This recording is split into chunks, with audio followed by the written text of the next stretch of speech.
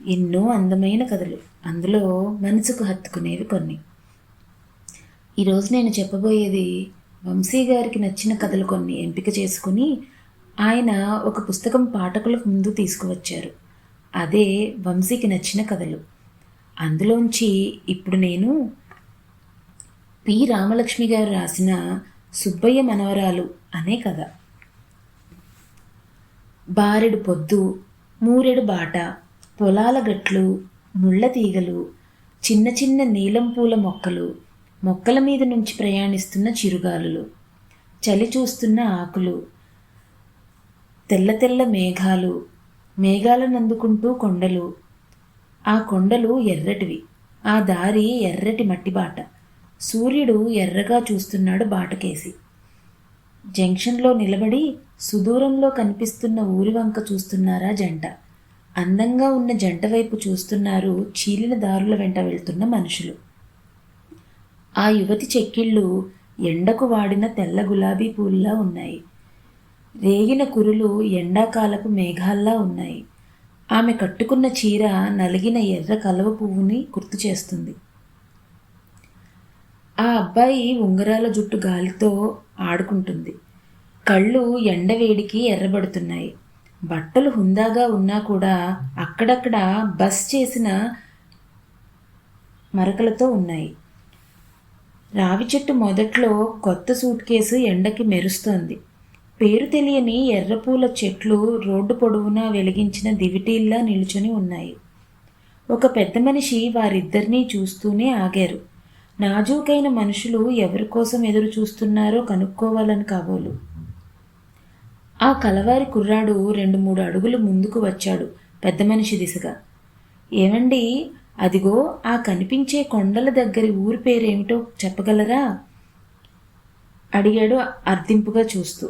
ఆయన కొంచెం వింతగా చూస్తూ, అక్కడ మీకెవరైనా చుట్టాలున్నారా, లేక భూములేమైనా ఉన్నాయా బాబు అని అడిగాడు. అబ్బాయి ప్రశ్నార్థకంగా అమ్మాయి వైపు చూశాడు. ఏం అలా అడిగారు అంది మాటల్లోనే వారిద్దరి దగ్గరకు చేరిన అమ్మాయి. ఆమె చెవులుకున్న ముత్తెపు కమ్మలు కళ్ళల్లోని మంచితనంతో పోటీ పడుతున్నాయి.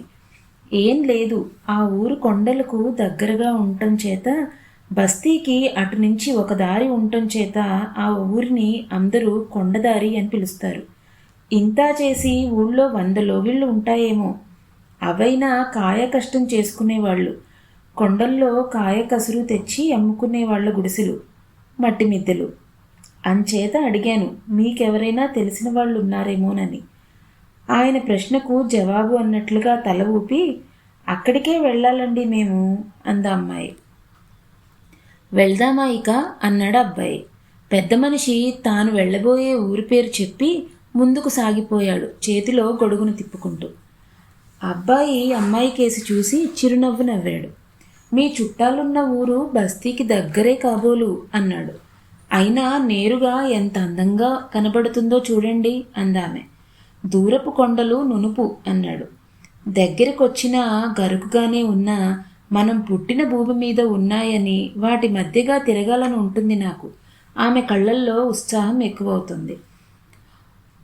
ఊరు దగ్గర పడిందమ్మడు, నీ వాళ్ళు ఎలా ఆదరిస్తారో అని దడగా ఉంది నాకు అన్నాడు హాస్యంగా అతను.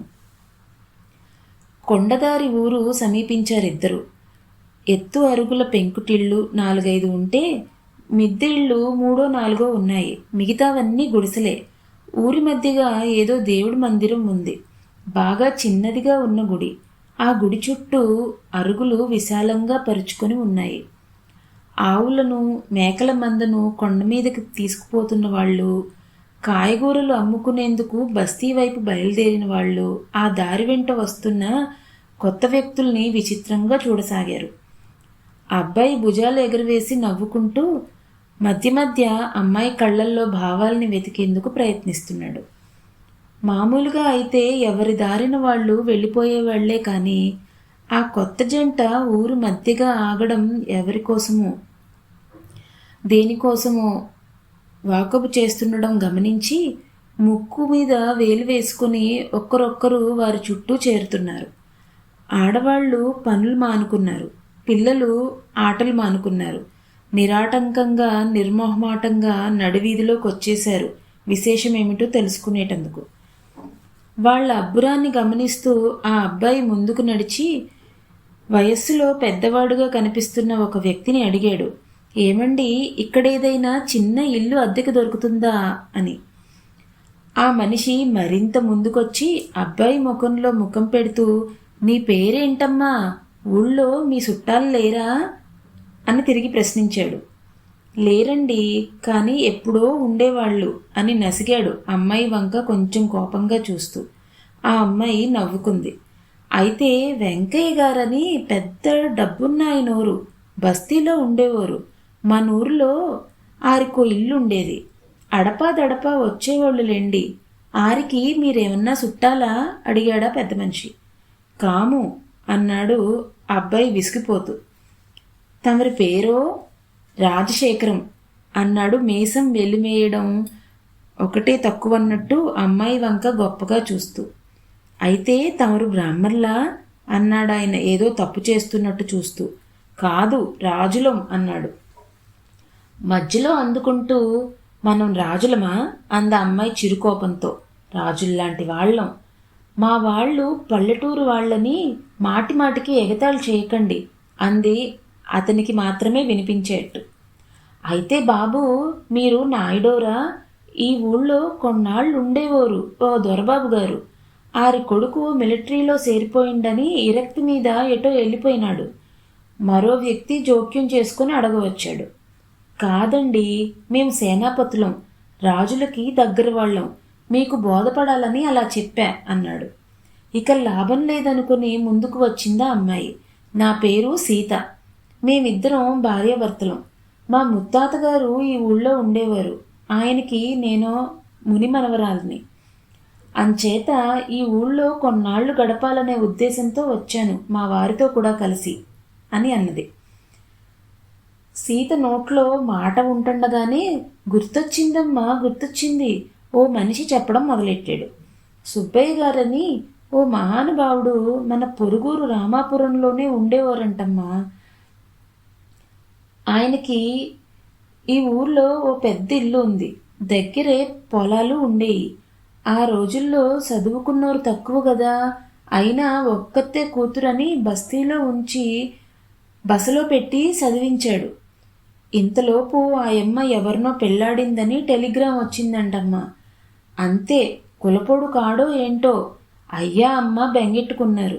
ఆస్తిపాస్తుల్ని అనుభవించే రాత ఉండాలి కదయ్యా.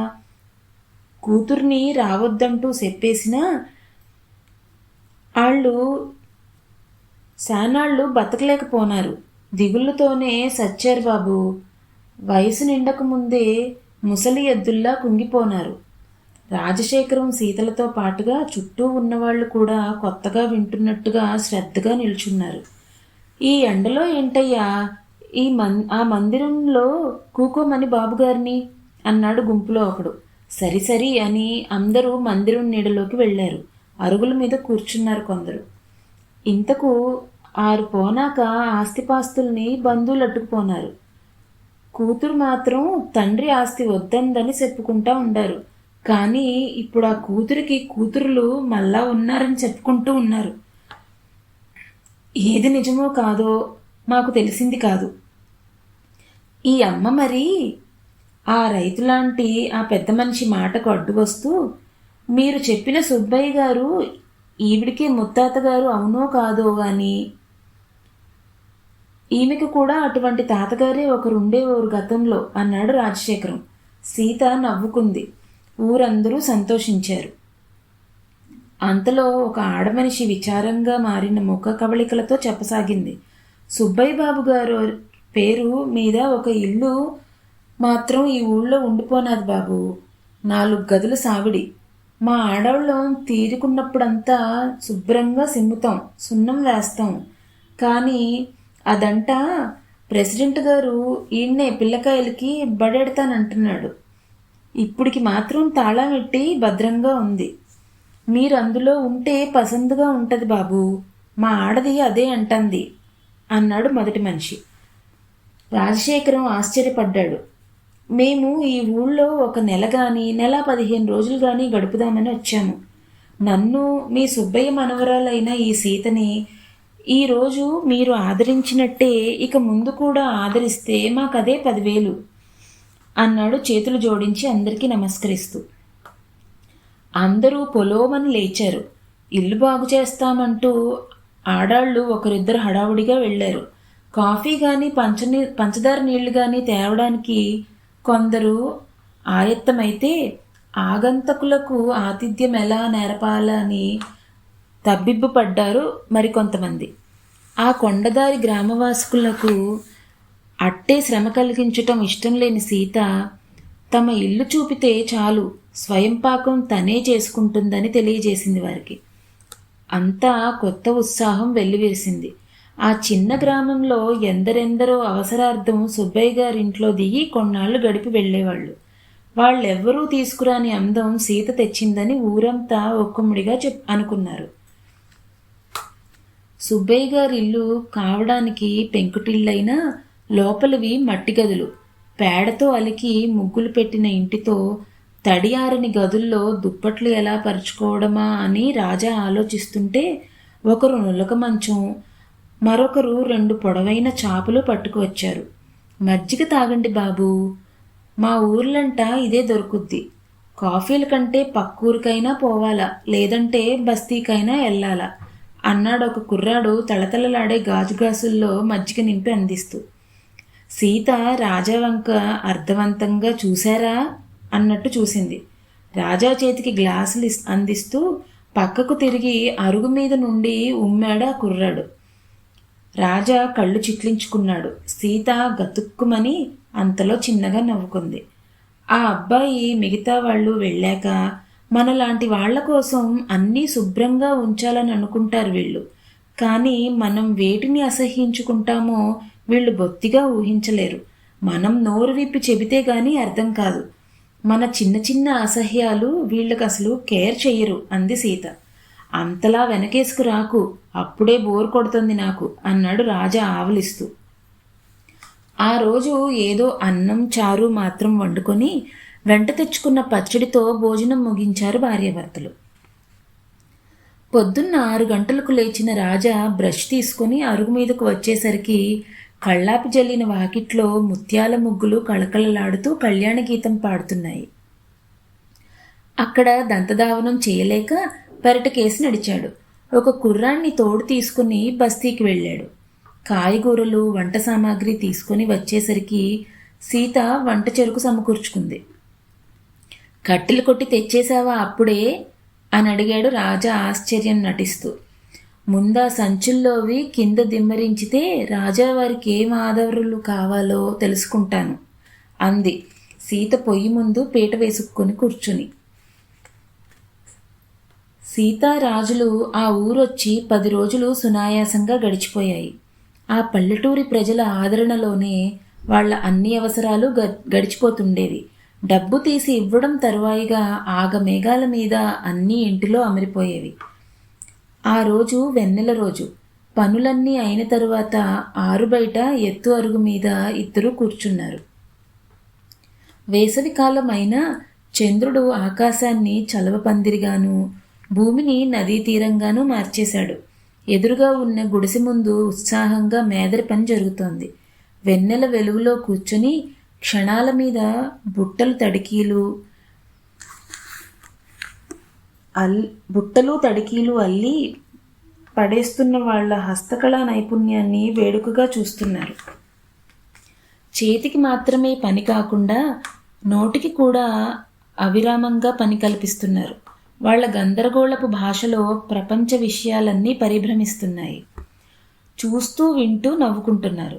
ఓ 12 ఏళ్ల అమ్మాయి పరుగు పరుగున అక్కడికి వచ్చి వాలింది. మల్లెదండమ్మా అంది పొడువాటి దండను సీతకిస్తూ. చిట్టి, ఎక్కడవే నీకు మల్లెపూలు విస్తుపోతూ అడిగింది. మా అమ్మ మీకిచ్చి రమ్మందమ్మా. ఆ పిల్ల ఒంటి మీద చీరముక్క చుట్టుకుని ఉంది. మరి నువ్వు పెట్టుకోవు అడిగింది సీత ఆ పిల్ల పిలకజడకేసి చూస్తూ. ఎట్టుకుంటానమ్మా, కానీ మా అమ్మ అన్ని పూలు ఇవాళ మీకే ఇచ్చేయమన్నది. అన్నీ అయితే పెట్టుకొని చెప్పు. ఇందా చిన్న ముక్క పంటికొసతో తుంపి చిట్టికిచ్చింది. మిగిలినవి తన సిగ చుట్టూ పెట్టుకుంది. చిట్టి గెంతుకుంటూ పరిగెట్టింది. రోజులు అలా క్షణాల్లా ఆహ్లాదంగా గడుస్తున్నాయి సీతకు. రాజా కూడా మొదటిలా విసుగుదల చూపటం లేదు. ఉదయం కోడి 3ంటికి అలారం కొడుతుంది. మరో 2 గంటలాగి కాకులు ఉషోదయ గీతాలు ఆలపించసాగాయి. ఆ కంఠాలు అంత సుఖంగా లేకనో ఏమో జనం మేలుకుంటున్నారు.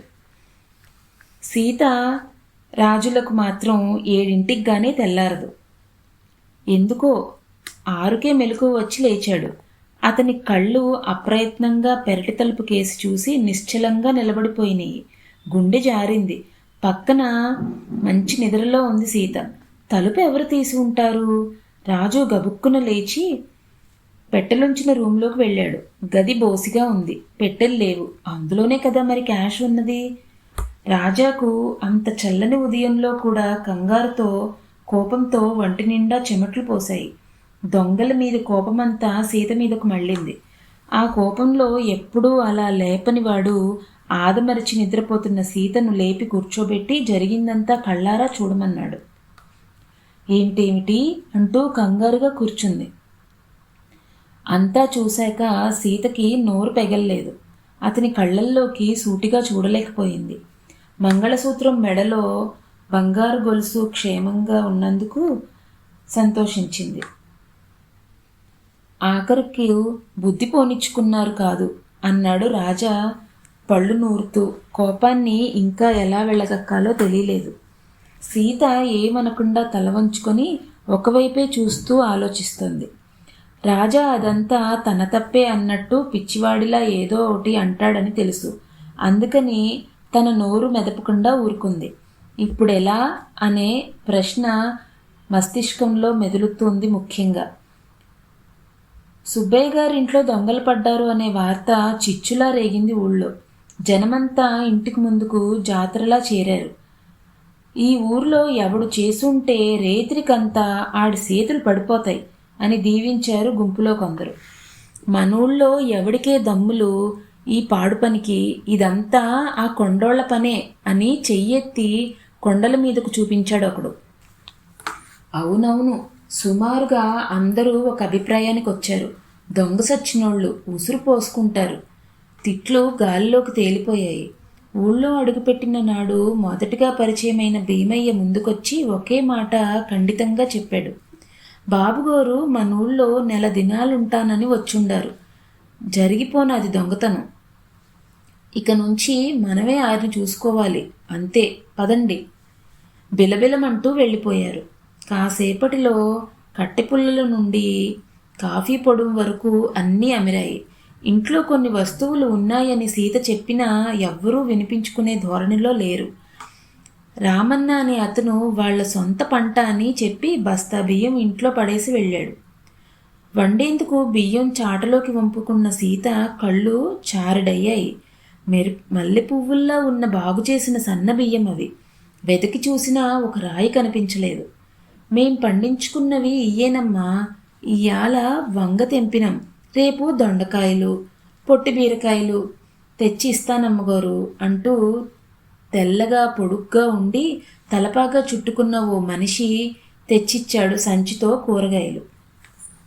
మామూలుగా నీళ్లు తోడిపోయడానికి వచ్చిన మనిషి, నేను డబ్బుకు కాదమ్మా నీళ్లు పోసేది, మా సుబ్బయ్య గారి మనవరాలు గారికి డబ్బులు తీసుకుంటానా అని చెప్పింది.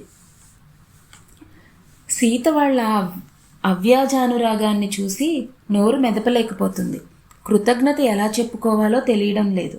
బస్తీ హోటల్ నుంచి కావలసినవి అడగకపోయినా కుర్రాళ్ళు తెచ్చిపెడుతున్నారు. బొటాబొటీగా సంపాదించుకునే వాళ్ళు ఇంత తెగించి ఎలా ఖర్చు పెడుతున్నారు అని ఆశ్చర్యపడటం రాజావంతయ్యింది. అప్పుడప్పుడు రాజా కొండల మీదకి కుర్రవాళ్లతో కలిసి షికారుకు వెళ్తుంటాడు. ఒకరోజు సీత, రాజా కొండ మీదకు జంటగా బయలుదేరారు. ఒక చెట్టు కింద కూర్చుంటూ, చూసావా మా వాళ్ళు ఎంత మంచివాళ్ళో అంది. ఆమె పక్కనే కూర్చున్నాడు రాజా. వీళ్లకు లోపలేమైనా ఆశలున్నాయేమో అన్నాడు. ఇక వీళ్లను కష్టపెట్టడం బావుండదు, 2 రోజులు ఉండి వెళ్ళిపోదాం అంది సీత సాలోచనగా. నిజంగా చెప్తున్నా, నేననుకున్నంత బోర్గా లేదిక్కడ. సీత చూపులో గెలుపు మెరిసింది. మరి వెళ్లేందుకు డబ్బో? నా ఉంగరం ఎవరి దగ్గరన్నా తాకట్టు పెడతాను, లేదా వీరి దగ్గర డబ్బు తీసుకుని వెళ్ళాక తిప్పి పంపేద్దాము. మన కోసం వీళ్ళు ఖర్చు చేసిన డబ్బుతో సహా అంది సీత. ఒక నిర్ణయానికి వచ్చారు. ఇంటికి వచ్చిన తరువాత కర్రెల పొయ్యి వెలిగించి వంట పనిలో పడింది సీత. రాజా అరుగు మీద స్తంభానికి ఆనుకొని సిగరెట్ కాలుస్తూ వీధి దృశ్యాలు చూడసాగాడు. పిల్లలు గోళికాయలు ఆడుకుంటున్నారు. దొంగాట పేరుతో పరుగులు తీస్తున్నారు. ఆడాళ్ళు వంట సన్నాహాల్లో ఉన్నారనేందుకు నిదర్శనంగా గుడిసెల మీదుగా సన్నసన్నగా పొగలు లేస్తున్నాయి. ఊరిబావి దగ్గర కొందరు మగాళ్ళు నూతి పక్కగా ఉన్న నాపరాళ్ల మీద నిలబడి బాల్చీలతో నీళ్లు ఒంటి మీద దిమ్మరించుకుంటున్నారు. ఆడపిల్లలు అరుగు మీద నిలబడి కట్టెదువ్వెనలతో పేలు నొక్కుంటున్నారు. ఇంకాసేపటికి మునిమాపు అవుతుంది. చీకట్లు బాగా ముసురుకుంటాయి. దూరంగా ఉన్న కొండల మీద ఎర్రని మంటలు అక్కడక్కడా కనిపించి చీకటి వెలుగుల గూర్చి మనుషులను ఆలోచింపజేస్తున్నాయి. చీకటి మూగిన కొండల మీద ఎర్రని మంటల్ని చూడటం కోసం రాజా అలా నిలబడుతూ ఉంటాడు. పరధ్యానంగా నిలబడిన రాజా మెట్లెక్కి వచ్చి నిశ్శబ్దంగా పక్కన నిల్చున్న శాల్తీని చూడలేదు. చివరికి ఆ వ్యక్తి అతని భుజం మీద ఒక్క చరుపు చరిచేసరికి తుళ్ళిపడి ఇహంలోకి వచ్చాడు. ఒరే శర్మ, నువ్వెప్పుడొచ్చావోయ్? రాజా ఆశ్చర్యపోయి అడిగాడు. ముందు నీ సంగతి చెప్పబోయ్. కొత్త పెళ్లి కొడుకువి, వదిని గారిని విడిచి ఇక్కడ అజ్ఞాతవాసం చేస్తున్నావేంటి? లక్ష్మణుడిలా నువ్వు వచ్చావు కాబట్టి ఇది అజ్ఞాతవాసం కాదోయ్. ఇక మీ వదినను కలుపుకుంటే వనవాసమే. ఇది ఒక్కటే తేడా. ఈ వనవాసానికి కారకులు కైక గాని మందర గాని కాదు, మీ వదిన గారి ప్రోద్బలం అన్నాడు రాజా హాస్య ధోరణిలో. భలే భలే అంటూ నెవ్వెరపోయాడు శర్మ. రాజా కాలేజీ జీవితంలో శర్మ ఒక ఫ్రెండు. శర్మ ఇవాళ చింతపండు చవకలో బేరం చేసి కొనడానికి వచ్చాడు. ఎవరికో చెప్పేసి వెళ్తుండగా అరుగు మీద నిలబడి ఉన్న రాజా కనిపించాడు. లోపల నుండి సీత వచ్చింది.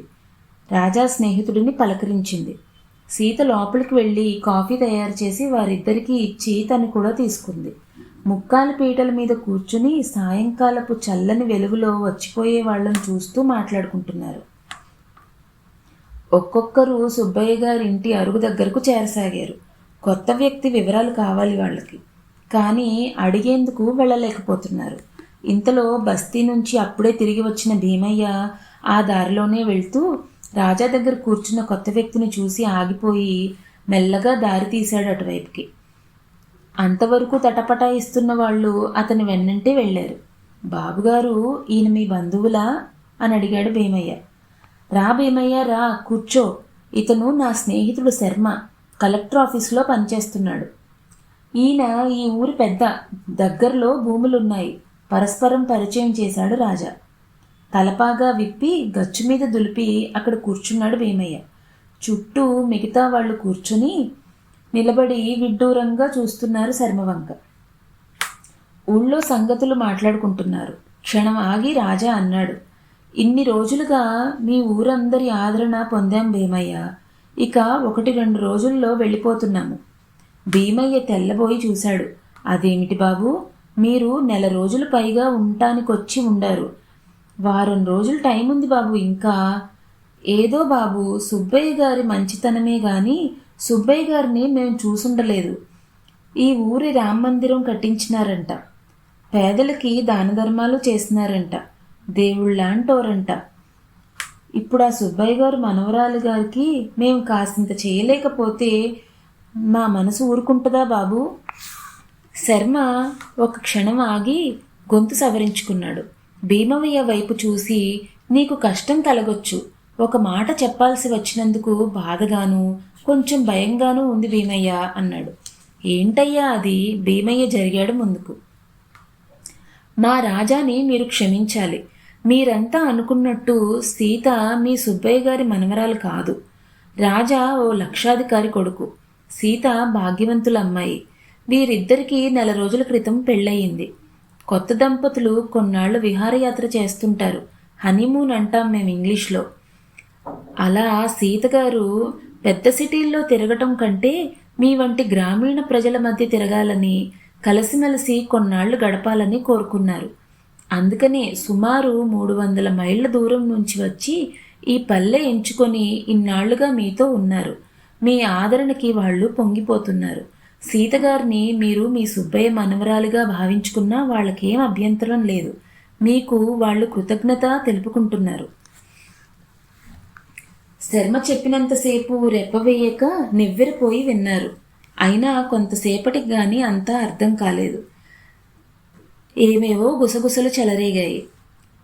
మొదట తేరుకున్న భీమయ్య అందర్నీ మందలించి, సీతమ్మ గారు మా మధ్యకి వచ్చినారంటే మాకెంత గౌరవం బాబుగారు. మా సుబ్బయ్య గారి మనవరాలు గారు కూడా ఇట్టానే ఉంటారేమో, ఎవరికెరుకవుతుంది.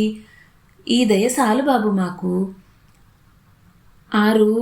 ఆరు మీరు 10 రోజులు ఈ ఊళ్ళో ఉండాలి బాబు.